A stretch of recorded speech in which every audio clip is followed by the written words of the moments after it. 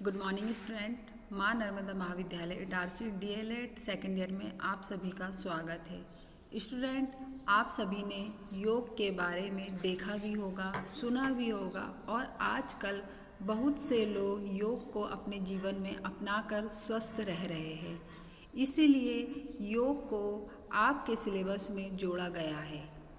आपके सिलेबस में योग में पहला टॉपिक है आसन, जिसके बारे में हम रूबरू उसका वर्गीकरण करेंगे। सबसे पहले हम बात करते हैं आसन में।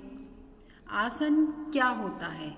आसन शब्द संस्कृत भाषा के अस्य धातु से बना है, जिसके दो अर्थ है। पहला बैठने का स्थान, दूसरा शारीरिक अवस्था। आप लोगों ने देखा होगा कि आसन करते समय हमें बैठना पड़ता है। हम अपनी पूरी मन से आसन को अपने अंदर ग्रहण करके उस पर अपने हूबहू बैठते हैं।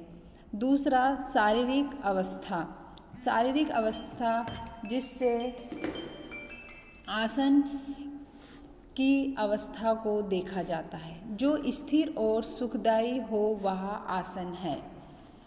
अब हम बात करते हैं आसन की परिभाषा के बारे में। आसन की परिभाषा, आसन केवल शारीरिक प्रक्रिया मात्र नहीं है। आसन शब्द का अनेकों अर्थ में प्रयोग होता है। आस्य अर्थात बैठने के लिए प्रयुक्त होता है, जैसे पूजा पाठ इत्यादि के लिए जिस बिछावन का प्रयोग किया जाता है वह आसन कहलाता है। अब हम बात करेंगे आसन को किस आधार पर या कितने रूपों में इसे वर्गीकरण किया गया है। तो स्टूडेंट, आसन को 4 भागों में बांटा गया है। पहला खड़े होकर किए जाने वाला आसन, दूसरा बैठकर किए जाने वाला आसन, तीसरा लेटकर किए गए आसन, चौथा उल्टे लेटकर किए जाने वाले आसन। स्टूडेंट, अब हम बात करेंगे खड़े होकर किए जाने वाले आसन की, जिसके अंतर्गत आता है ताड़ा आसन, कोना आसन, हस्तापंद गुष्ठासन, गुरुगाड़ासन, उत्कृष्टासन और वात्यानासन शामिल है। अब हम बात करेंगे सेकंड बैठकर किए जाने वाले आसन की। इस आसन में सिद्धासन, पद्मासन, भृगपद्यासन, गर्भासन, बक्षासन, लोलासन, ब्रजासन, गोमुखासन, प्रणासन आदि आसन इसके अंतर्गत आते हैं। अब हम बात करेंगे तीसरे आसन की।